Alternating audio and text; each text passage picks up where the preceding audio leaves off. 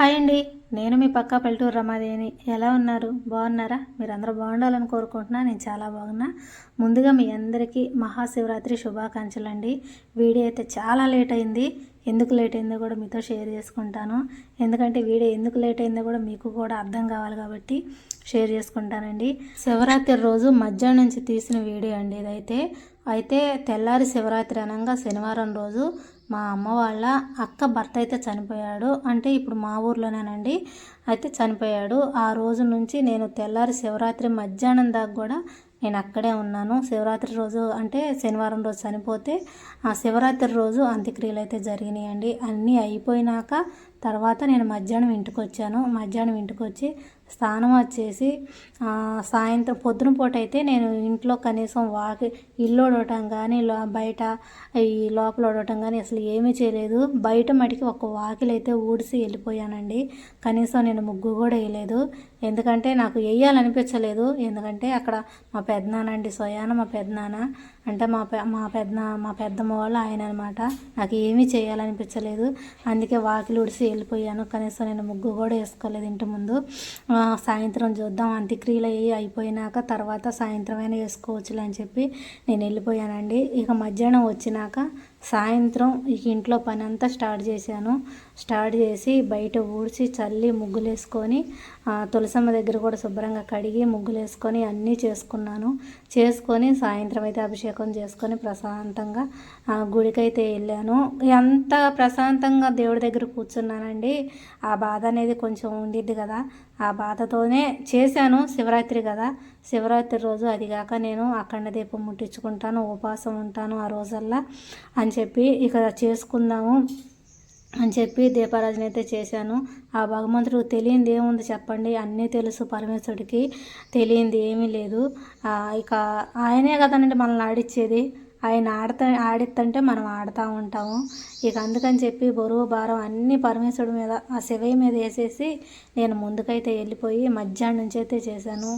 పొద్దున పూట కనీసం నేను పాసిళ్ళు కూడా ఉడుచుకోలేదు. శివయ్య నీకు అన్నీ తెలుసు, తెలియంది ఏమీ లేదు, అన్నీ తెలుసు అయ్యా నీకు. ఇవాళ నేను సాయంత్రం పూట మొత్తం శుభ్రం చేసుకొని నీకు చక్కగా అభిషేకం చేసుకొని నీ గుడి దగ్గరికి వస్తానయ్యా అని చెప్పి దండం పెట్టుకొని స్టార్ట్ చేశానండి. ఇక అదండి, ఇంట్లో అయితే సాయంత్రం పూట శివయ్యకి అభిషేకం చేసుకున్నాను. మా ఇంట్లో నాకు ఉన్నంతలో నేనైతే అభిషేకం చేసుకున్నాను శివయ్యకి. ఇక అదండి. అయితే ఒక్క విషయం అండి ఏం చెప్పాలనుకుంటున్నానంటే, మన తల్లిదండ్రులు మనకి ఎంత ముఖ్యమో అలాగే మన అత్తమామలు కూడా మనకు అంతే ముఖ్యమండి.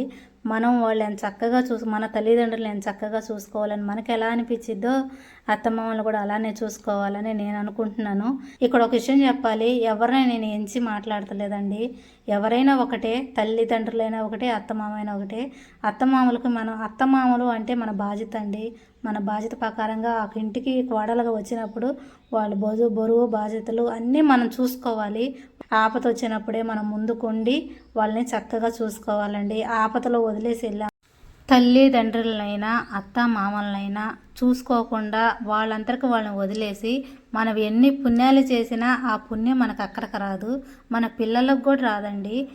మన తల్లిదండ్రులను చూసుకోకుండా అత్తమామలను చూసుకోకుండా వాళ్ళు ఏడుస్తూ ఉంటే, కన్నీరు పెడతా ఉంటే మనం ఏదో పుణ్యాలు చేసాములే, మనకు పుణ్యం అక్కడికి వచ్చిద్దిలే అనుకుంటే అది పొరపాటు అండి.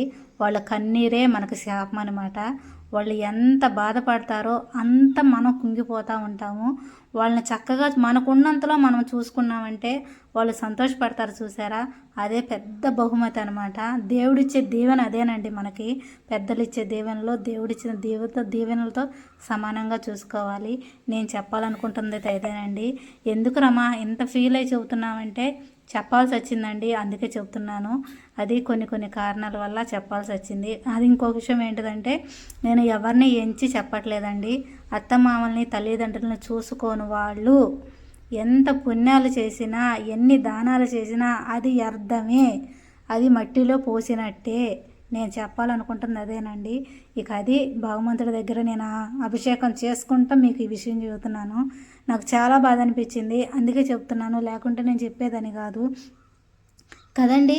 ఇక ఈ వీడియో అయితే చక్కగా శివయ్యకి అభిషేకాలు అయితే నాకున్నంతలో నేను చక్కగా అభిషేకాలు అయితే చేసుకున్నాను. ప్రశాంతంగా కూర్చొని సాయంత్రం పూట శివయ్యకి అయితే అభిషేకం చేసుకున్నానండి. చక్కగా అభిషేకం జరిగింది. నేను అభిషేకం చేసినంతసేపు కూడా శివయ్య ఏమి జరుగుతుందో తెలియట్లా, జనం ఎందుకు ఇలా తయారయ్యారో కూడా తెలియట్లా, ఎందుకు ఇలా మారుతున్నారో తెలియట్లా, ఇది లోకం ఎటు పోతుందో తెలియట్లా, లోకంలో జరిగే విషయాలు కానీ ఏదైనా సరే ఇంత దారుణంగా ఎందుకు ఉంటున్నాయో తెలియట్లా, ఈ కలియుగం అనేది ఉండిద్దా పొయ్యిద్దా అనేది కూడా అర్థం కావట్లేదు శివయ్య అని దండం పెట్టుకున్నానండి. అంత బాధేసింది అనమాట నాకు. అంత బాధేసి అభిషేకం చేసుకుంటా కూడా శివయ్యని నేను అదే అనుకుంటా పూజ చేసుకున్నాను. పూజ అంతా అయిపోయినాక ఇక శివయ్యని తీసి చక్కగా మండపంలో మా పూజ మందిరంలో పెట్టేసుకొని అఖండ దీపం అయితే పెట్టేసి కొబ్బరికాయ కొట్టుకొని హారతి ఇచ్చేసాను. పూజ అయితే ఎక్కడా చూపించలేదండి. చెప్పాను కదా, నాకు కొంచెం బాధ అనిపించింది. కొంచెం ఆ బాధల నుంచి కొంచెం రావాలి కదా బయటికి, అందుకని చెప్పి నేను ఎక్కడ ఏమీ తీయలేకపోయాను. పూజ అనేది సంపూర్ణంగా మీకు చూపించలేకపోయాను. ఒక అభిషేకమే మీకు చూపించాను అనమాట. ఇక అదండి, పూజ అంతా అయిపోయినాక శివయ్యకి నైవేద్యం అయితే బొప్పస్కాయ ఉంటే కోసి నైవేద్యంగా అయితే పెట్టేసుకున్నానండి. పెట్టేసుకొని పొద్దున్నుంచి అయితే ఇక సాయంత్రం దాకా కూడా నేను ఏం తినలేదు. ఇక గుడి దగ్గరికి వెళ్ళాము. నాగరాజు గారు స్వామివారికి 121 రూపాయలు సమర్పించున్నారు. వారిని వారి కుటుంబాన్ని స్వామివారు ఎలవెలలా కాపాడాలని కోరుతున్నాము.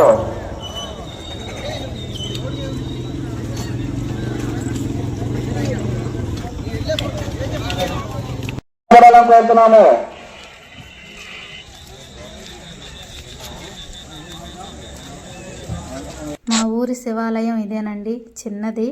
ఇక అదండి, గుడి దగ్గరికి వచ్చి చక్కగా దర్శనం చేసుకొని దండం పెట్టుకొని ఇక నేనైతే ఇంటికైతే బయలుదేరి వెళ్ళాను. శివరాత్రి రోజు భోజనాలు పెట్టారు కదండి, ఇక్కడ సగ్గిబియ్యం అయి కాసారైతే తీపి తీసుకొని ఒక గ్లాస్ అయితే తాగేసి వెళ్ళాను. శివయ్య ప్రసాదం అనుకొని తాగేసి వెళ్ళానండి.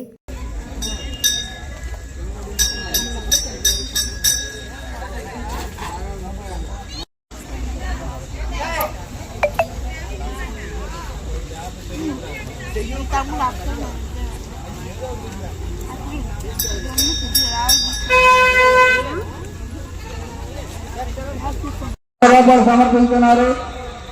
వారిని వారి కుటుంబాన్ని స్వామివారు ఎలవెలలా కాపాడు. ఆ ట్రాక్టర్లో వేయవలసిందిగా కోరుతున్నాము.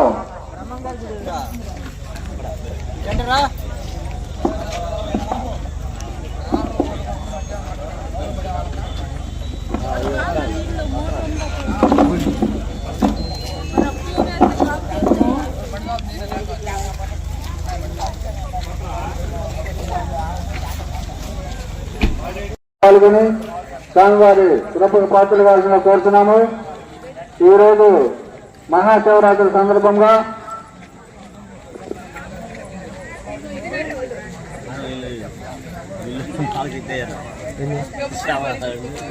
కొర్రపాటి బాపయ్య గారు స్వామివారికి 201 రూపాయలు సమర్పించున్నారు. వారిని వారి కుటుంబాన్ని స్వామివారు ఎలవెలలా కాపాడాలని కోరుతున్నాము. అన్నదాన కార్యక్రమం జరుగుతుంది. భక్తులు తరగతి ఈ యొక్క అన్నదాన కార్యక్రమంలో పాల్గొని స్వామివారి కృపకు పాత్రలు కావాల్సిన కోరుతున్నాము. కొర్రపాటి కోసరావు గారి కుమారుడు కొర్రపాటి శ్రీకాంత్ బాబు గారు స్వామివారికి 101 రూపాయలు సమర్పించున్నారు. కదండి, ఇక నేనైతే గుడికైతే వెళ్ళొచ్చాను. గుడికి వెళ్ళి కొద్దిసేపు అలాగా కూర్చొని వచ్చానండి. గుడి దగ్గర కూర్చుంటే మనసు అయితే చాలా ప్రశాంతంగా అనిపించింది.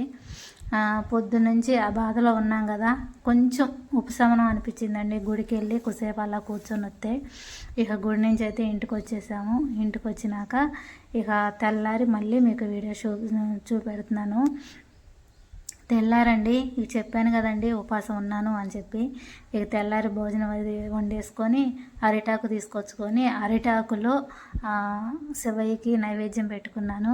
అంటే వండిన అన్నం శివయ్యకి నైవేద్యంగా పెట్టుకొని ఆ నైవేద్యం తిని నేను ఉపవాసం అయితే వదిలిపెట్టానండి కదండి. వీడియో నచ్చిందని అనుకుంటున్నాను. నచ్చితే కనుక లైక్ చేయండి. కొత్తగా నా ఛానల్ చూస్తే సబ్స్క్రైబ్ చేసుకోండి. నెక్స్ట్ వీడియోలో మేము ముందుంటా. మీ సపోర్ట్ ఎప్పటికి నాకు ఇలానే ఉండాలి.